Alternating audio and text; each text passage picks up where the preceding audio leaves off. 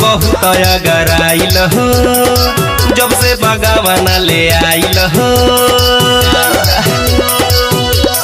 हाय हाय बावे बहुत अगराइल हो जब से बगावना ले आइल हो। जब धरेला तब करेला हाँ दुनु जवाना जम करे सैया मारेला पंप रे भतरू मारेले पंप रे सेज पहोला भूकंप रे सैया मारेला पंप रे सेज पहोला भूकंप रे सैया मारेला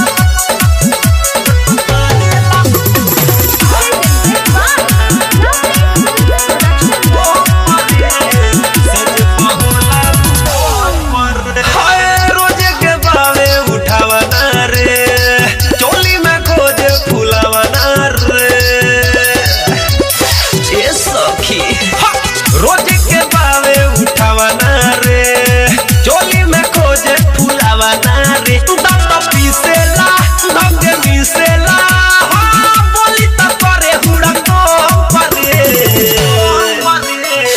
सैया मारेला पंप रे भतरू मारेले पंप रे सेज पहोला भूकंप रे सैया मारेला पंप रे सेज पहोला भूकंप रे। म्यूजिक बाय विकेश भोजपुरिया। आप सुन रहे हैं अमित पटेल की आवाज में।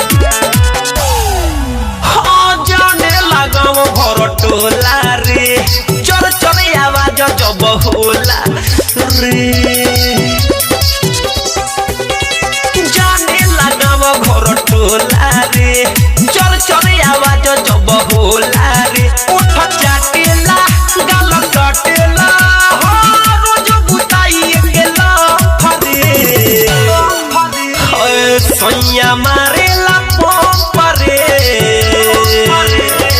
पियावा मारेला पंप रे सेज पहोला भूकंप रे सैया मारेला पंप रे सेज पहोला भूकंप रे बावे बहुत अगराइल हो जब से बगावना ले आइल हो।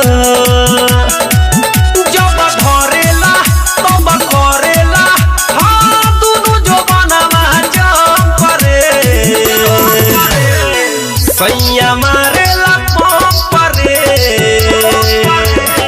पियावा मारेला पंप रे सेज पहोला भूकंप रे सैया मारेला पंप रे सेज पहोला भूकंप रे।